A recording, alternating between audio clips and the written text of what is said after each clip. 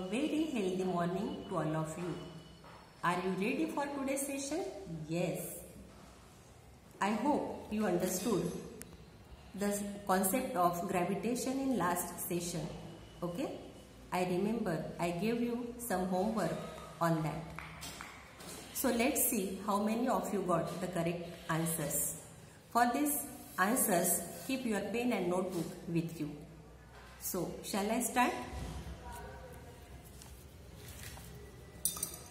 For the question, we get answer from this small activity. What was the question? Before that, I introduce the model. This is the earth and this is the moon. The moon revolves around the earth. The moon revolves around the earth. And what is the question? Is there any force? Is there any force acting on the moon? What should you think?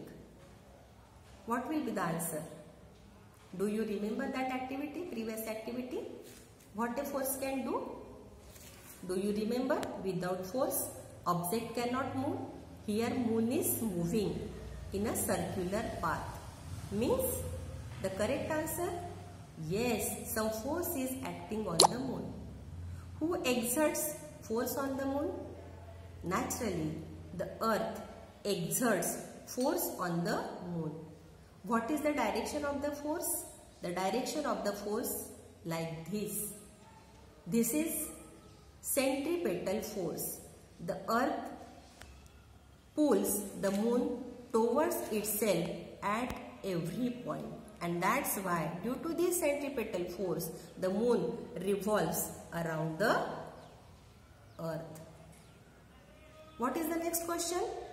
That question also related with this model, and we will get answer from this. The question is, if this force will stop, how will be the motion of the moon? For that answer, again recall your previous activity of stone and string. What was happened in that case? When we stop the force, the stone moves in a straight line. Here also, the same process will be. When we stop this centripetal force, the moon will move in a straight line, and which is tangential to the circular path. Now see the next question. For that also, we have a simple activity. This is the sun. This is the circular path for the motion of the planets, and these are some planets here.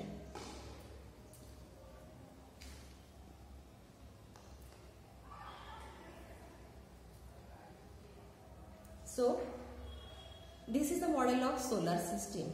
What we see here, the planets revolves around the sun.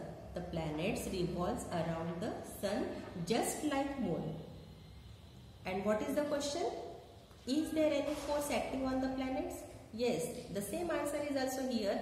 The sun exerts a centripetal force on the planets, and due to this centripetal force, the planets, they revolve around the sun.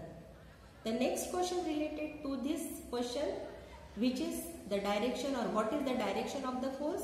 Yes, naturally it is a centripetal force.